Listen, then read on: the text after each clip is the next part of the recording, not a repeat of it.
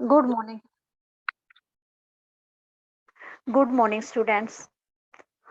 हमारा बेटा 7th class का अपना व्याकरण में से 3rd चैप्टर चला हुआ है ग्रामर के अंदर, संधि तथा संधि विच्छेद। पिछली मीटिंग में आपने पढ़ा था संधि किसे कहते हैं, संधि विच्छेद किसे कहते हैं, संधि के कितने भेद हैं। दो वर्णों के मेल को संधि कहते हैं। विच्छेद इसकी विपरीत प्रक्रिया है, जो शब्द है उसको अलग अलग करके लिखना, उसे संधि विच्छेद कहते हैं।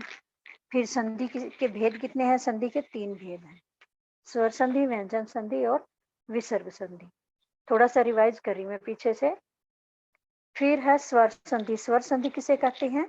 दो स्वरों के परस्पर होने वाले मेल में जो परिवर्तन होता है, दो स्वरों में परस्पर होने वाले मेल सहित परिवर्तन को स्वर संधि कहते हैं। स्वर संधि के कितने भेद है? 5 भेद हैं। दीर्घ संधि, गुण संधि, वृद्धि संधि, यण संधि और अयादि संधि। तो इसका फर्स्ट आपने पढ़ लिया था दीर्घ संधि। स्वर स्वर में हर्ष स्वर प्लस हर्ष स्वर या हर्ष स्वर प्लस दीर्घ स्वर जो भी होगा तो दीर्घ बन जाएगा, ये आपने पढ़ा था। अब इसका सेकंड स्वर संधि का उपभेद है गुण संधि। अब वो पढ़ते हैं हम। क्या है ये गुण संधि? जो हमारी स्वर संधि है उसका दूसरा उपभेद है। पहला था दीर्घ संधि, अब ये है गुण संधि। गुण संधि किसे कहते हैं? जब अ के बाद ई आ जाए तो ए बन जाता है। आ के बाद जब ई आ जाए तो ए बन जाता है, और उ आ जाए तो ओ बन जाता है। आ के बाद ई या ई आएगा तो ए बनेगा, और आ के बाद उ आ जाएंगे तो ओ बन जाएगा, और आ के बाद री आ जाएगा तो अर बन जाएगा। वहां इस परिवर्तन को गुण संधि कहते हैं, यानी उनमें गुण हो जाएगा। अब नीचे उदाहरण देखिए। आ प्लस ई इनमें चाहे आ ई हो या आ बड़ी हो या अ ई हो, तो जब भी आएगा तो उसकी जगह क्या बन जाएगा? ए। जैसे नर प्लस इंद्र, नर में आ गया, अ प्लस ई क्या बन गया? ए। नर ए, ये ए होता तो एक मात्रा आती है ऊपर, र के ऊपर एक मात्रा आ गई, नरेंद्र। आगे गण प्लस ईश, अ प्लस ई क्या बन गया? ए। शब्द क्या बन गया इसका? संधि होके गणेश। रमा प्लस ईश, आ प्लस ई दोनों दीर्घ हैं, तो क्या बन गया? आ ई मिलके भी ए, क्या लिखा जाएगा? रमेश। ठीक है, आगे देखिए दूसरा। आ प्लस उ होगा तो ओ बन जाएगा। आ प्लस उ होगा तो क्या बनेगा? ओ। जैसे वसंत प्लस उत्सव। वसंत में त प्लस त में अ प्लस उत्सव में उ है। अ और उ मिलके क्या बन गया? ओ। शब्द बन गया हमारा ये वसंतोत्सव। वसंत फिर ओ लग गया, ओ। और ओ मिलके ओ हो गया ना, बाद में जो ये हमारा आधा त स व है, ये यूं का यूं आ गया। वसंत यूं का यूं आ गया, उ मिलके ओ बन गया, ओ की मात्रा आ गई, बाद वाला फिर यूं का यूं आ गया। फिर है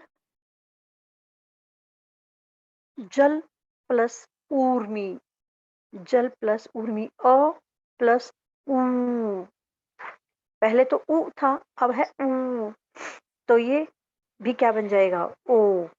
ज ल उ मिलके ओ, जलो मी, जलोर मी। यहाँ मिस प्रिंट हो रहा है पहले वाले उर्मी में र, तो र भी आएगा उर्मी में, नीचे पहले वाले में जल प्लस उर्मी है, उर्मी नहीं है उर्मी है, ये ठीक कर लेना पेंसिल से।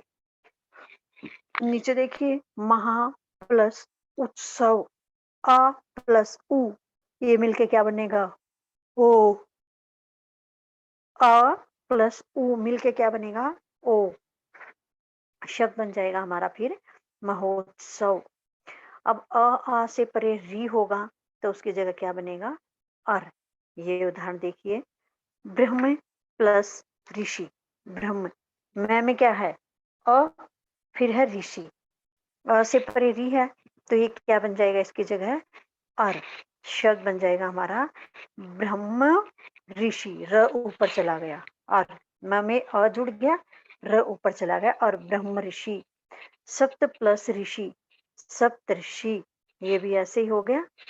आगे है आपका थर्ड उपभेद वृद्धि संधि, थर्ड उपभेद वृद्धि संधि। जब आ के बाद ए आई आते हैं तो दोनों मिलकर आई हो जाते हैं, तथा ओ औ आते हैं तो औ हो जाते हैं। देखिए आ के बाद यदि ए आ जाए या आई आ जाए तो दोनों मिलकर क्या बन जाएंगे आई बन जाएंगे। आ प्लस ए आई क्या बनेगा आई, और आ प्लस ओ औ आएंगे तो क्या बनेगा औ, यानी इनमें वृद्धि हो जाएगी, डबल मात्रा हो जाएगी। नीचे उदाहरण देखिए, आ प्लस ए आई, अ प्लस ए क्या बन गया आई, एक प्लस एक क्या बनेगा एक, एक प्लस एक क्या बनेगा एक, आई बन गया ना, डबल मात्रा आ गई है। अब मत प्लस एक क्या, मत प्लस एक क्या, तो इसमें भी वृद्धि हो जाएगी, आ और आई में क्या बन जाएगा वृद्धि होके डबल मात्रा मत। सदा प्लस एव, आ प्लस ए, आ प्लस एव, ए आ गया तो भी क्या बन जाएगा आई, सदैव, क्या बन जाएगा सदैव। आगे आ प्लस ओ औ तो क्या बनेगा औ, आ प्लस ओ औ क्या बनेगा औ।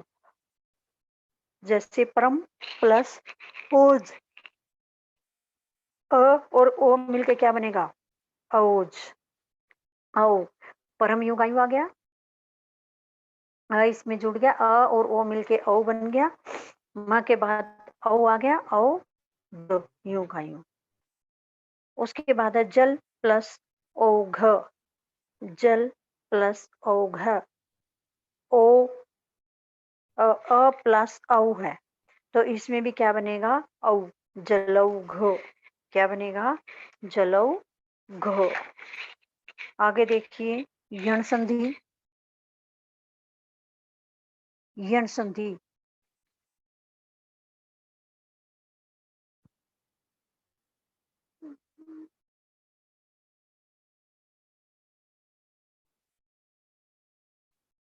यण संधि की इसमें फोटो नहीं, आप अपनी बुक में देखिए, मिस्टेक रह गई, उसकी फोटो नहीं क्लिक हो पाई होगी। तो यण संधि वैसे देख लीजिए, चलो यण बाद में कल करवा देती हूँ, यण इसकी फोटो ले लूंगी मैं। तो अब अगली देख लीजिए, कोई बात नहीं। व्यंजन संधि देखते हैं, व्यंजन संधि, कोई बात नहीं, ये दो भेद रह गए, यण संधि और अयादि संधि, ये कल करेंगे हम। इसकी फोटो नहीं है, आपको समझ नहीं आएगा, ऐसे कुछ बच्चों के पास बुक नहीं होगी। तो व्यंजन संधि देखिए, व्यंजन संधि किसे कहते हैं, किसी व्यंजन के बाद स्वर या व्यंजन आने पर जो परिवर्तन होता है व्यंजन संधि कहलाता है। किसी व्यंजन के बाद चाहे स्वर आए चाहे व्यंजन आए, उनमें जो परिवर्तन होगा वह व्यंजन संधि कहलाएगा। अर्थात सिंपल में इसकी परिभाषा व्यंजन प्लस स्वर या व्यंजन, व्यंजन प्लस स्वर या व्यंजन, ये शॉर्ट में परिभाषा है। वैसे हम लेखन में इसको बोलेंगे व्यंजन से परे स्वर या व्यंजन आने पर उनमें जो विकार सहित मेल होता है उसे व्यंजन संधि कहते हैं। आ गया समझ? देखिए जैसे जगत प्लस नाथ, जगत प्लस नाथ, ये त का उसी वर्ग का तीसरा वर्ण बन जाता है, तो ये शब्द बन जाएगा जगन्नाथ। क्या बन जाएगा? जगन्नाथ। अभी आगे संधि व्यंजन संधि के कुछ प्रमुख नियम दे रखे हैं। व्यंजन संधि के कुछ नियम है। वर्ग के पहले व्यंजन का तीसरे व्यंजन में परिवर्तन, जैसे क का ग में, च का ज में, ट का ड में, ये कैसे? वर्ग के पहले व्यंजन क, च, ट, त, प, ये पहले व्यंजन है। इसके बाद यदि कोई स्वर आ जाए या वर्ग का तीसरा या चौथा व्यंजन आ जाए, कोई स्वर आ जाए या तीसरा और चौथा, तीसरा जैसे ग, घ, ज, झ, ये व्यंजन आ जाए, अथवा य, र, ल, व, ह आता है, तो ये परिवर्तन होता है कि जो वर्ग है उसी का तीसरे में बदल जाता है। कैसे? यदि कोई स्वर है, ये क, च, ट, त, प के बाद यदि कोई स्वर आ जाए, वर्ग का तीसरा व्यंजन, तीसरा या चौथा व्यंजन आ जाए, या य, र, ल, व, ह आ जाए, तो उसी वर्ग का तीसरा वर्ण बन जाता है। जैसे दिक प्लस गज, दिक प्लस गज, ये क्या है? क से परे तीसरा व्यंजन आ गया, तीसरा व्यंजन आ गया, तो ये तीसरे व्यंजन में परिवर्तित हो गया, दिग्गज। क्या बन गया? दिग्गज।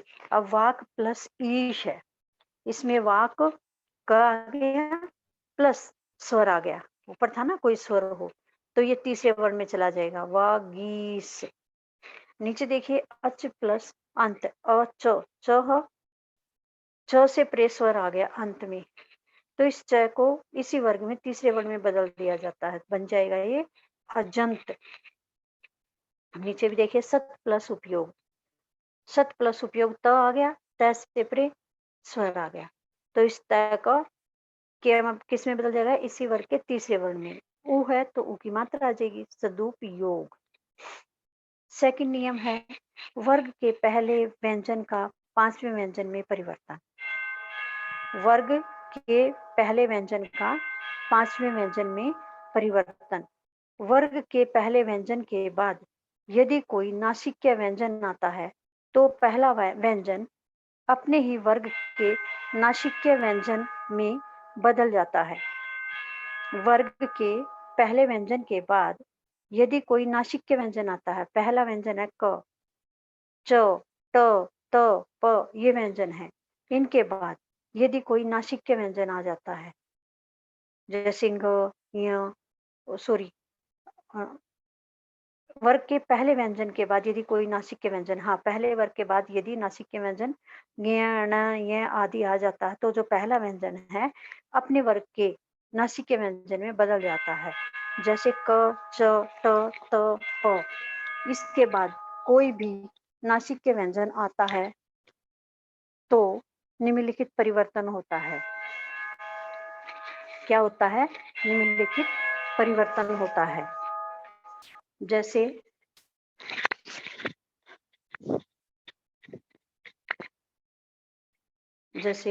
क ये में बदल जाएगा, जैसे क ये में बदल जाएगा, वाक प्लस मय, वाक प्लस मय, क्या बन जाएगा? वांग्मय। वाक प्लस में किस में बन जाएगा? वांग्मय।